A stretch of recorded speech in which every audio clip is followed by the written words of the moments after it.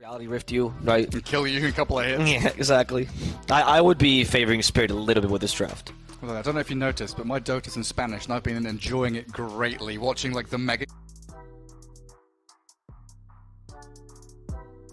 The Courier, they just realized this, but collapses maybe a bit too strong. They also don't have any kill potential with just 2 points of decay. Celery is really committing to this build as much as he can.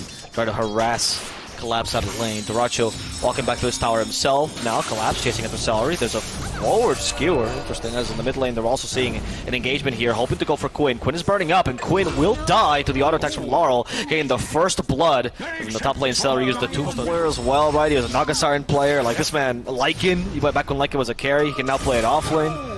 So I do like seeing him on the MP, but... Laurel this time. Vortex.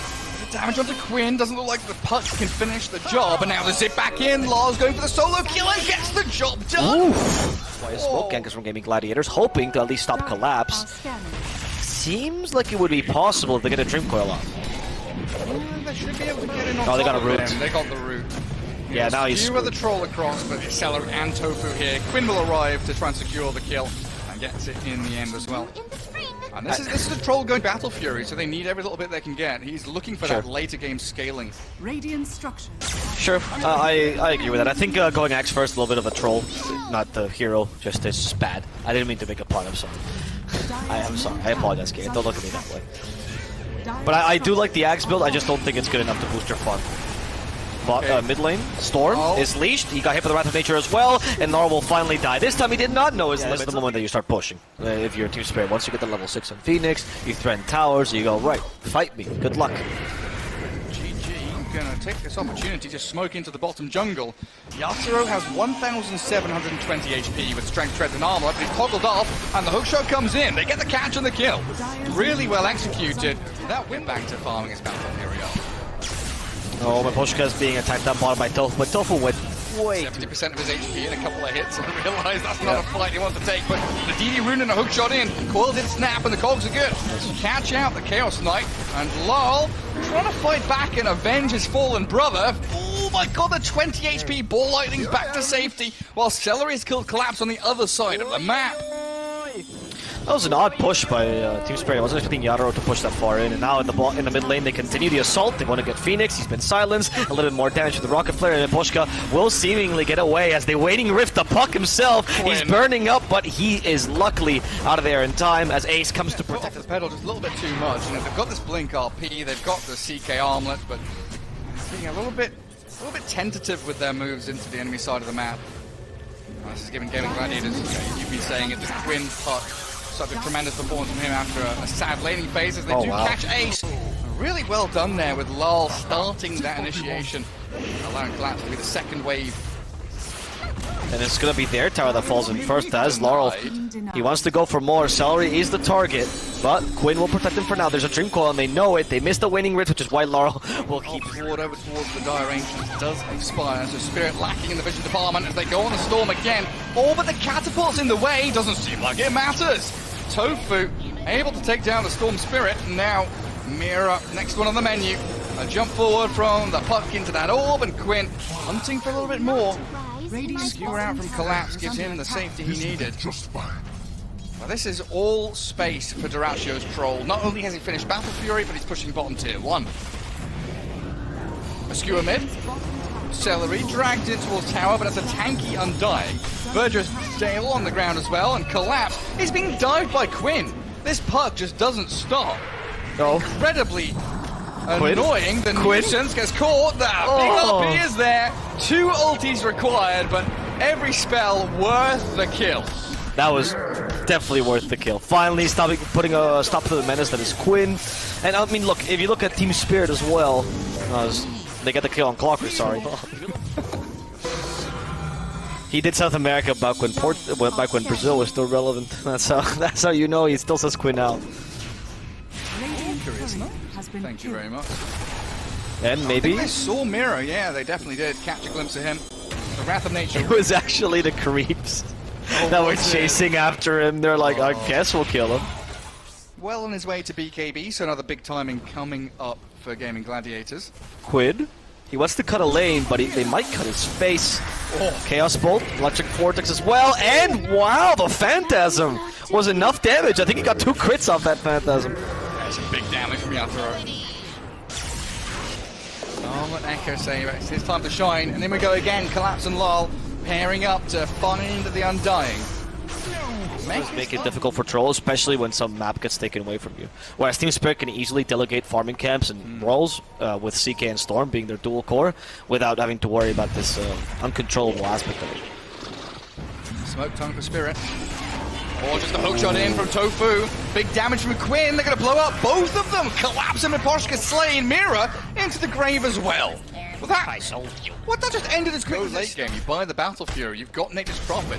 Puck is a supreme late game hero as well. The talent, the build up, that Octarine core ability, items give you the ability to spam out spell out. Decent Roshan taking potential, right? CK's Reality Rift, you have a little minus armor, the other team has Troll. One of the few things he still does well, besides losing games. Oh, they're smoking in there. Oh, look at that, Troll. And double damage, too. Well, yeah, he's just been farming all game. Why not farm the biggest creep on the map? That's a great idea, of course, yeah. Puck, meanwhile, is disturbing the Storm Spirit. Can they kill him? That is going to be a nice RP into Supernova. 2 are stunned, 2 are dead, Gareth. Quinn gets away. That's actually the most successful Troll build forever, right? The Yasha Satanic. The Static Resistance build, back when Satanic used to give you that. As they managed to root the Storm. There's the hookshot as well, the Cog pushback, but Laro's too quick with the BKB activation. There's no Cog pushback at all, which means he gets away. They want to continue this initiation with an RP. They get the clock work, finding a Duracho who's fighting in the middle of 4. 1 minute on Aegis. Duracho is still chasing after them. He just wants to waste the Aegis here as the Battle Trance activates it instead with a BKB. He's going to get a support here. Now committing to Collapse. Collapse, who's pretty low on HP, but plays in the trees and allows himself to get the safety as Duracho retreats instead. Dreamcall has been wasted in the backlines. Collapse tried to fish someone. He couldn't. There's a 4 staff that can potentially do it as well. And there are ways to play around it, but I just feel like all those ways are going to be counteracted by Quinn's fast fingers.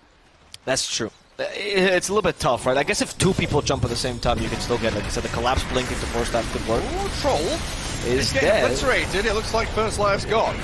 Rash the Nature bouncing, rooting. Quinn's in, trying to catch up to Yatoro and Mira. Hook shot flies across, sees Collapse, blocks the Magnus out of the fight. Team Spirit disengaging, scattering off to the left-hand side as Mira and Lal might get caught up by Duracio's Troll. And Ace, let's see if he can get in there with a Sprout. No, looks like everybody's out of there. Quinn, he's still hunting after Mira, and in fact with the Dream Coil, he'll get it. Oh, so he does. Only a Rubik kill though. That big a deal for Gaimin Gladiators. The loss of the Aegis seems more significant here, to be honest. And now we're back to the same thing, Gareth. Wait for the next Roche until you fight again.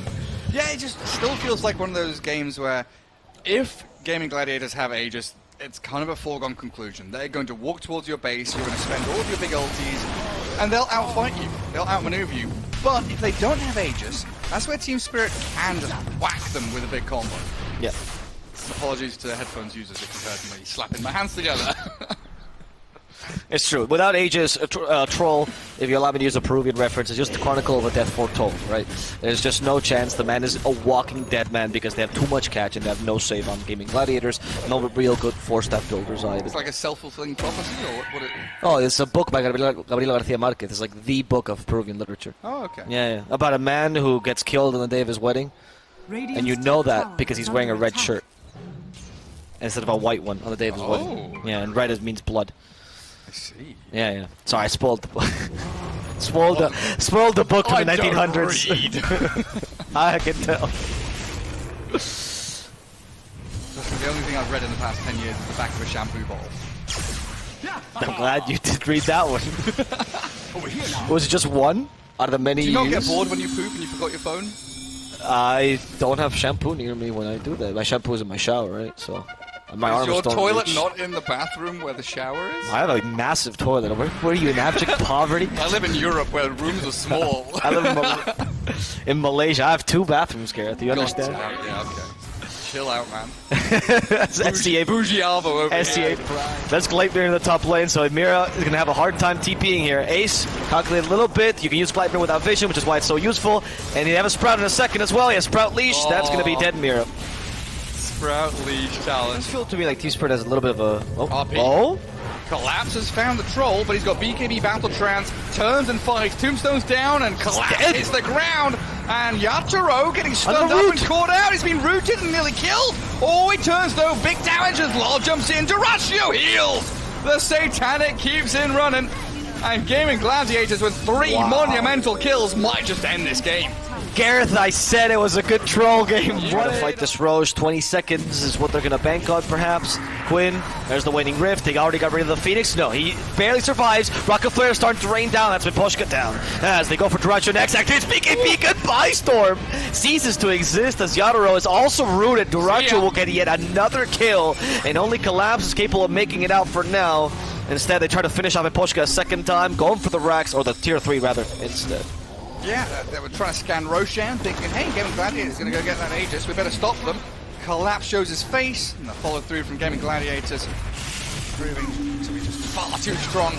And Quinn toying with the backline, diving tier 4s, looking for the angle, and they take yet another lane of barracks. A full minute for Roshan to spawn, and that's going to be a full minute for the Gaimin Gladiators to take out this third lane, and look to claim their prize that awaits them in the pit.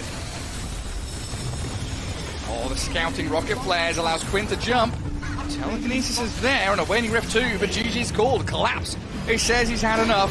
He can't carry this game with Magnus, and Gaimin Gladiators going to fountain dive to finish this game off with a flourish. Huge for Gaimin Gladiators. I would say one of the biggest obstacles, particularly for this team in this group, was team spirit.